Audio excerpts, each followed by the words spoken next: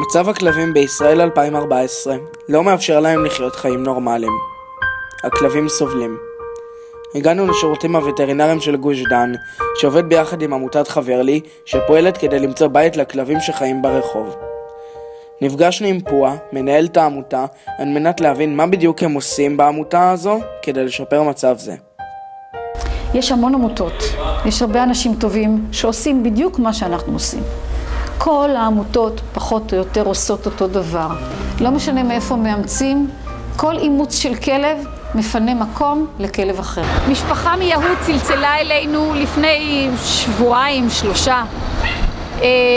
שמצאו אימא עם 4 גורים בקרטון, זרוקים בקרטון, והיה קר מאוד בחוץ. הם לקחו אותם הביתה, אבל יש להם דירה קטנה והם 4 נפשות, ולכן הם היו זקוקים לעזרתנו. הגענו לשם, דינה ואני, למשפחה, ולקחנו אותה, את האימא ואת הגורים, למשפחה אומנת בקריית אונו, בחצר, והתחלנו מיד לפרסם אותם. ניר צלצל אליי שהוא רוצה לאמץ כלבה, והראיתי לו את התמונה של ליידי. היא הייתה נחמדה בסך הכל וחמודה. 4 גורים קטנים, מאוד מאוד יפים, מאוד נחמדים. שקלתי גם לקחת גור, אבל בגלל הצרכים זה לא כל כך התאפשר. וחיכיתי כמעט שבוע שלם עד שנמסרו כל הגורים. וברגע שנמסרו כל הגורים לקחנו אותה אלינו הביתה. אצלנו כבר כמה ימים. היא מאוד חמודה וחברותית ונעימה.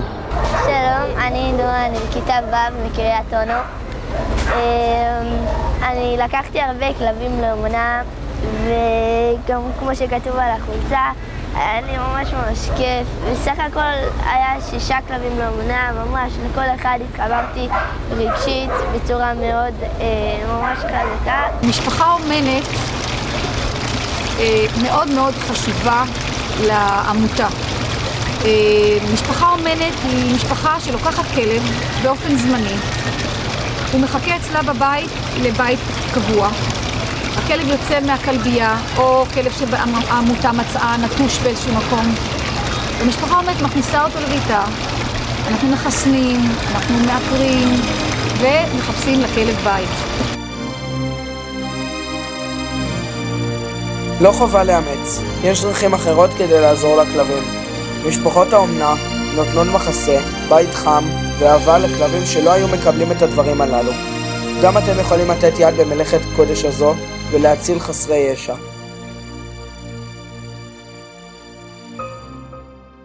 מבחינתנו, אם אנחנו מוסרים 10 או 15 כלבים בחודש, זה נפלא, כי אנחנו עמותה קטנה, ואנחנו פועלים בצורה מצומצמת. אין לנו את הפרסום של כל העמותות הגדולות. אין לנו את התקציב של כל העמותות הגדולות. אנחנו עובדים בעצם כעמותה משהו כמו 8 שנים, והומצאו עד היום 1,800 כלבים בערך. אני מתנדב פה קרוב ל4 שנים בחופשים, ומתי שיש לי אפשרות להגיע.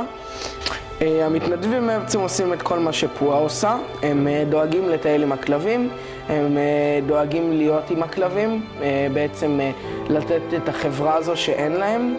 הם דואגים לכל הצרכים שלהם, הם דואגים להם לפעמים לאוכל ומים, והם דואגים להם לכל מה שבעצם כלב צריך בחיים כשהוא כאן. עד מתי אני אעשה את זה? עד מתי שיהיו לי כוחות. אני כבר לא בן אדם כל כך צעיר, ואני עושה מה שאני יכולה. האמת היא שאני היחידה בעמותה שכל הזמן שלה עומד לרשות העמותה ולפעילות.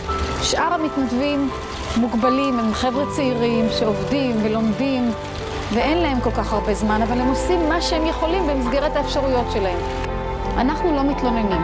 אנחנו עובדים בשקט, יפה, ואנחנו מצליחים להתאים את הכלבים, שזו המשימה הגדולה שלנו. זה לא חוכמה לומר מסרתי כלב, אבל לא להתאים אותו כמו שצריך, לא לעקוב אחרי הדברים ולוודא שהכל בסדר.